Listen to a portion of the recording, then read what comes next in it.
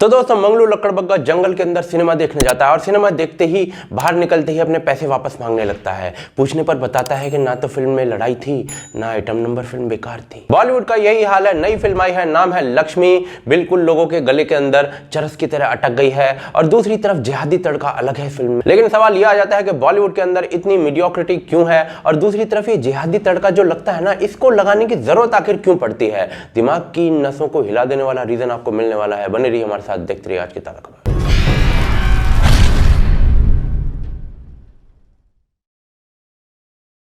तो दोस्तों OTT networks पर नई फिल्म रिलीज होती है जिसका नाम होता है लक्ष्मी। लोगों ने अपनी मेहनत की कमाई से ओटीटी के सब्सक्रिप्शंस लिए और इस फिल्म के ऊपर खर्च किया और फिर उतनी ही मेहनत से IMDb पर जाकर इसको 1 स्टार दिया। यानी भाई इतनी भी क्या खराब फिल्म बनानी, लेकिन फिल्म के अंदर ना कुछ और भी था। ये देखिए जरा। पर आसिफ, उन्होंने तुम दोनों को इतने सालों से क्यों नहीं बुलाया? वाह। बैठ बैठ बैठ, अब ध्यान से सुन।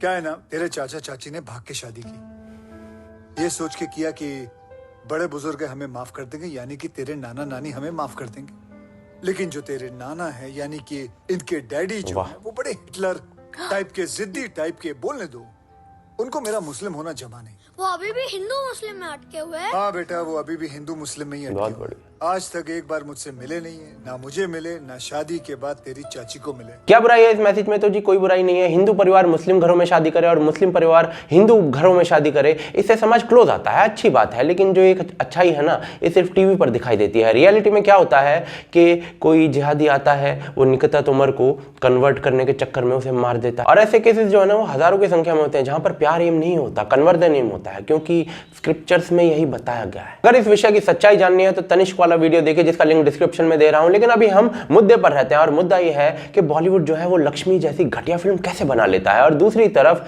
ये जिहादी जो तड़का लगाया जाता है ना, ये क्यों जरूरी होता है। तो ये लक्ष्मी बेसिकली एक रीमेक है साउथ की फिल्म कंचना का। अब ये फिल्म जो है ना कंचना, ये भी इतनी अच्छी नहीं थी कि इसका रीमेक बनाया जाए, लेकिन हिट काफी थी तो अक्षय कुमार ने, भाई साहब ने बना डाली। लेकिन जैसे कि बॉलीवुड के संविधान में लिखा हुआ है कि कोई भी मूवी रिलीज होगी तो उसका खतना जरूर होगा, तो ये फिल्म भी बॉलीवुड में आते ही सेक्युलर हो गई। लक्ष्मी में आसिफ भाई साहब की एक बीवी है जो कि हिंदू समाज से आती है और वो अपने ससुर को ये हिंदू मुसलमान वाला लेक्चर देने में भी पीछे नहीं रहते। मैसेज मैंने आपको सुनवा ही दिया है, लेकिन जो असली ओरिजिनल मूवी है ना कंचना, उसमें ऐसा दूर दूर तक भी नहीं है। तो अब हमें ये जानना चाहिए कि जिहादी तड़का लगाने की जरूरत क्या पड़ती है जब ओरिजिनल मूवी में ऐसा कुछ है ही नहीं। तो उसके लिए पहले हमें ये जानना पड़ेगा कि बॉलीवुड की मूवीज आखिर आजकल बन कैसे रही हैं, उसके बाद जिहादी तड़के पे आते हैं। तो जी लक्ष्मी रीमेक है कंचना से। शाहिद की एक फिल्म आ रही है जर्सी, उस वो रीमेक है साउथ की फिल्म जर्सी का। जॉन इब्राहिम की नई फिल्म भी एक रीमेक है साउथ की फिल्म का। राजकुमार राव की नई फिल्म तेलुगु फिल्म हिट का रीमेक है। RX 100 का भी रीमेक बन रहा है। इसके अलावा F2, विक्रम वेदा, भागमती, कैथी, थर्डम जैसी फिल्मों का भी रीमेक बन रहा है और ये सारी मेन स्ट्रीम फिल्में हैं। यानी बॉलीवुड आज की डेट में एक रीमेक कंपनी की तरह काम कर रहा है। पर चलिए कोई बात नहीं, रीमेक तो अच्छा बना लो भाई, लेकिन ये पहली बार नहीं है। त्रिशा की बेहतरीन म्यूजिकल रोमांटिक मूवी का हिंदी रीमेक एक दीवाना था, एक ऐसा गोबर जो सदियों में एक बार गिरता है। इसके अलावा तेवर, खुशी, क्योंकि, बॉडीगार्ड, पता नहीं कितना कबाड़ा बनाया गया है, लिस्ट एंडलेस है। और एक यूनिक टैलेंट है एक अच्छी खासी फिल्म को बुरा बेकार बना देना। लेकिन चलिए वे रीमेक बना रहे हैं तो अच्छी रीमेक तो बना लीजिए। तो कबीर सिंह बनाई थी ना अच्छी रीमेक, लेकिन वो कैसे बनी थी अच्छी? क्योंकि जो स्क्रिप्ट थी वो ओरिजिनल की ओरिजिनल रखी गई थी और डायरेक्टर भी सेम था।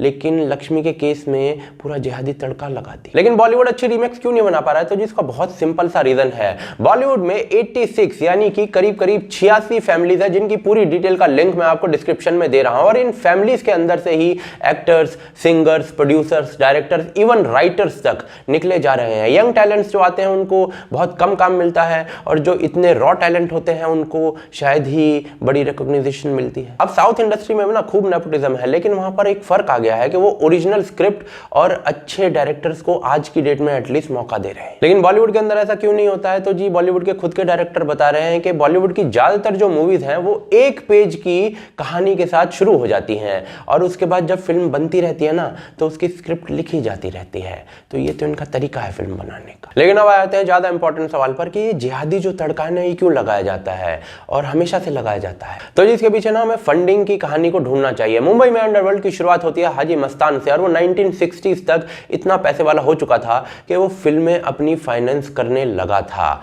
यानी कि माफिया की बॉलीवुड में एंट्री हो चुकी थी। लेकिन भाई साहब के विचार क्या थे? तो जी संजय गांधी जब भी मुंबई आते थे तो इनसे जरूर मिलके जाते थे, क्योंकि इनका मुस्लिम वोट बैंक जो था वहां पर उस पर होल्ड था। दूसरी तरफ इन्होंने अपनी खुद की पॉलिटिकल पार्टी बनाई थी। आज आप सुनते हैं जय भीम जय मीम, ये इन्हीं का दिया हुआ विचार था। अब इतनी कट्टर विचारधारा का आदमी जब फिल्मों में पैसा लगाएगा तो फिल्में कैसे बनेंगी, आप खुद सोचिए। लेकिन ये तो सिर्फ शुरुआत थी। छोटा शकील के कितने सारे डायरेक्टर प्रोड्यूसर्स के साथ फोन टैपिंग पकड़ी गई। अबू सलेम ने खुद ने कहा कि देवदास फिल्म में उसने पैसा लगाया हुआ है और चोरी चोरी चुपके पर तो इतना बड़ा केस ही चला था। लेकिन ये सब ऐसे ही नहीं हो गया था। 1980s में दाऊद की डी कंपनी बनती है, लेकिन जो फिल्म इंडस्ट्री थी ना वो 2001 तक एक लेजिटिमेट फिल्म इंडस्ट्री नहीं थी, जिसकी वजह से लेजिटिमेट फाइनेंसिंग कंपनीज जो थी वो बॉलीवुड के अंदर पैसा लगा ही नहीं पाती थी। अब बॉलीवुड में फिर पैसा कौन लगाता था? तो इसका सॉल्यूशन देती थी दाऊद की ये डी कंपनी, और इस वजह से वो पूरा कंट्रोल रखती थी बॉलीवुड पर, स्क्रिप्टिंग से लेकर कंटेंट तक और कास्टिंग तक। अब बॉलीवुड के प्रोडक्शन पे तो अपना आधिपत्य जमा लिया, लेकिन जो गल्फ कंट्रीज थी और पाकिस्तान के अंदर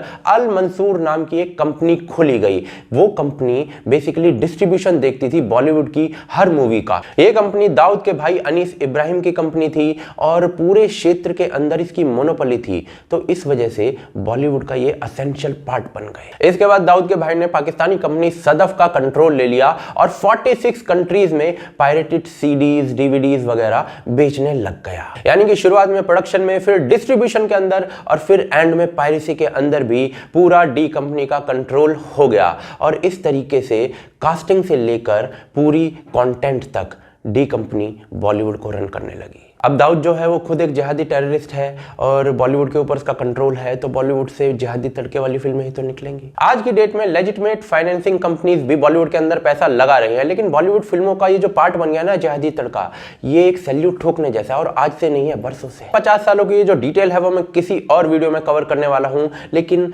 सच्चाई यही है। लेकिन अभी भी मुझे ये समझ में नहीं आ रहा है कि लक्ष्मी जैसी फिल्में जो है रीमेक के तौर पर बनती रहेंगी या नहीं जानता हूं। मैं बेहद भोला आदमी हूं, लेकिन आप जानते होंगे तो आप हमें कमेंट करके बताइए। साथ ही साथ आप हमें सपोर्ट कर सकते हैं patreon.com पर या फिर ज्वाइन बटन के थ्रू, लिंक डिस्क्रिप्शन के अंदर है। हमारे मर्चेंडाइज ले सकते हैं AKTK के ऑफिशियल मर्चेंडाइज भोकालफैक्ट्री.com से, लिंक डिस्क्रिप्शन के अंदर है, पिन कमेंट के अंदर है। आप देख रहे हैं आज की ताज़ा खबर। जय हिंद, जय भारत।